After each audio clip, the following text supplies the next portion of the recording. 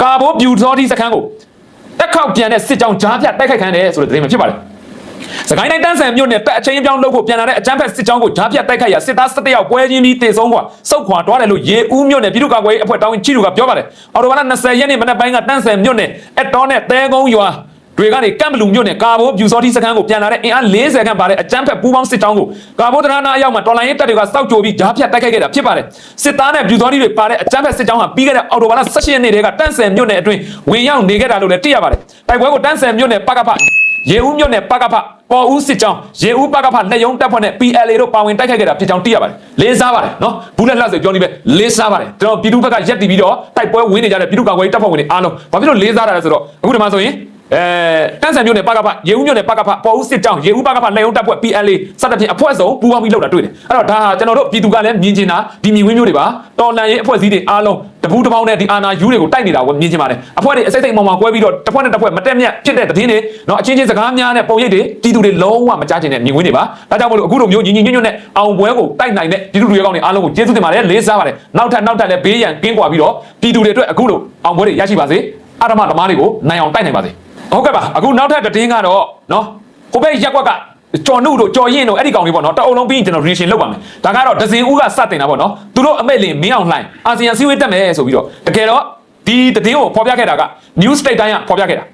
သတင်းမှားသွားတဲ့အတွက်ပြန်လဲဖြုတ်ပြီးတော့အမားပြင်ဆင်ချက်ဆိုပြီးဟိုကပြန်လုပ်လိုက်တယ်အဲ့တော့ပြောချင်တာကတော့မြန်မာပြည်ကအောက်သွဲဘောမတွေကိုတကွက်ပြလိုက်တဲ့တဘောဖြစ်သွားတာပေါ့နော်အခုအဲ့ဒီကသတင်းတင်လိုက်တာကိုကိုးကားပြီးတော့တကယ်ပဲတိတဲ့ပုံစံမျိုးနဲ့သူတို့အမိတ်လင်အာဆီယံစည်းဝေးတက်မယ်ဆိုပြီးအာချောင်လိုက်တာအခုတော့စောက်ချက်တွေကွဲပြီးတော့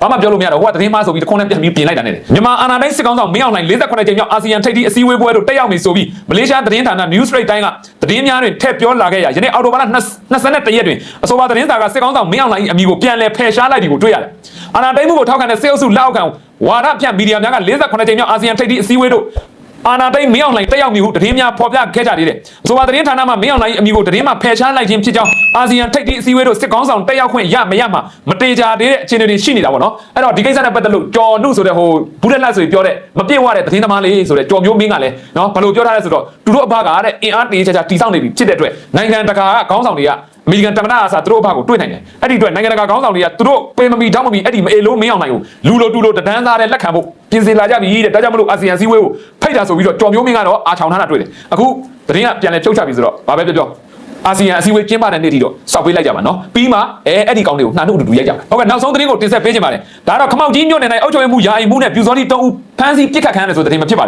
ယ်သတင်းတိုင်းကော့တောင်းခရိုင်ခမောက်ကြီးမြို့နယ်မှာရက်ရွာအုပ်ချုပ်ရေးယာယီမှုနဲ့ပြူစောတိခေါင်းဆောင်တို့ကိုဖမ်းဆီးခဲ့ပြီးတဲ့နောက်ပြန်လည်ခုခံလို့ဆိုပြီးပစ်ခတ်ရှင်းလင်းခဲ့တယ်လို့ကော့တောင်းခရိုင်ပြည်သူ့ကာကွယ်ရေးအဖွဲ့ကအောက်တိုဘာလ20ရက်ကထုတ်ပြန်ထားပါတယ်ခမောက်ကြီးမြို့နယ်လုံးဖောကျေးရွာမှာအုပ်ချုပ်ရေးမှုဦးဝင်းမြင့်ပြူစောတိခေါင်းဆောင်ဦးအေးစိုးနဲ့အေးချမ်းသာကျေးရွာကပြူစောတိဦးတက်ဦးတို့ကိုဖမ်းဆီးခဲ့ပြီးတဲ့နောက်နေ့လယ်12နာရီလောက်မှာဖမ်းဆီးထားရကနေထွက်ပြေးတာကြောင့်3ယောက်စလုံးကိုလိုက်လံပစ်ခတ်ရှင်းလင်းခဲ့တယ်လို့ကော့တောင်းမြို့နယ်ပြည်သူ့ကာကွယ်ရေးအဖွဲ့တာဝန်ခံကိုလာပြည့်ကပြောပါတယ်ရဲဘော်တွေကနေပစ်ခတ်ရှင်းလင်းလိုက်ကြတာပါတအူးဆိုတဲ့လူမှတနက်အတူပါတယ်ပြစ်ပြီးပြန်ထွက်ပြေးတာပေါ့သူတို့တော့ဦးကတစုတည်းပါလုံးဖောကျေးရွာအုပ်ချုပ်ရေးမှုဦးဝင်းမြင့်ကိုရွေးကောက်ပွဲမဲစရင်ကိစ္စရက်တွေအပါဝင်စစ်မှုထမ်းလူစုဆောင်းနေတာတွေပေါ်တာကြီးကောက်ခံတဲ့ကိစ္စတွေမှာပူးပေါင်းပါဝင်ဆောင်ရွက်ပေးခဲ့တာကြောင့်တွားရောက်ဖမ်းဆီးခဲ့တာလို့တာဝန်ခံကိုလာပြည့်ကပြောထားပါတယ်တော့ဒါကတော့ခမောက်ကြီးမြို့နယ်အုပ်ချုပ်ရေးမှုယာယီမှုပြူစောတိ3ဦးပစ်ခတ်ခံရတယ်ဆိုတဲ့သတင်းပဲဖြစ်ပါတယ်အဲ့တော့လက်ရှိကျွန်တော်တို့ပြောချင်တာကလေတချို့တွေ data တွေမှာလက်ရှိ PDF တွေမရောက်သေးဘူးတော်လိုင်းအင်အားစုတွေမစိုးမိုးနိုင်သေးတဲ့ data တွေမှာရှိတဲ့အုပ်ချုပ်ရေးမှုတွေကိုကျွန်တော်ဟိုဒီကနေအကြောင်းကြားချင်ပါတယ်အဲ့ဒါကတော့ခင်ဗျားတို့တွေအပေါ်က PR ကြောင့်အောက်ခြေမှာအလုပ်လုပ်ကြတာနားလေတယ် PR ထက်ပိုလွန်ပြီးတော့မလုပ်ကြပါနဲ့ဒီနေ့ငါတို့ data မှာ PDF မရှိပါဘူးလို့ short မတွက်ပါနဲ့အကယ်ရောက်လာတဲ့နေ့ကျရင်ခင်ဗျားတို့လှုပ်ထားတဲ့ပြစ်မှုတွေတခုမှပျောက်သွားမှာမဟုတ်ဘူးเนาะဒါလေးကိုအားလုံးတတိပေးချင်ပါတယ်လောလောဆယ်ငါတို့ data PDF တွေမရှိလို့လှုပ်ချင်တိုင်းလှုပ်မယ်ရုပ်မှချင်တိုင်းရုပ်မှမယ်ဒီအချိန်မှာငါအကွင်မဲ့ငါ့ကိုရက်ွက်ထရက်ကောင်တွေဘယ်ကောင်မှမလွန်ဆန်နိုင်ဘူးဆိုတဲ့เนาะအောက်တန်းစားအတွေးလောင်တဲ့ပြည်သူဘောကိုရုပ်မှထားမယ်ဆိုရင်တနေ့အဲ့ဒီ data ကို PDF ရောက်လာတာနဲ့အဲ့ဒီပြစ်မှုတွေအားလုံးဟာတခုမှပျောက်သွားမှာမဟုတ်ပါဘူးဒါကို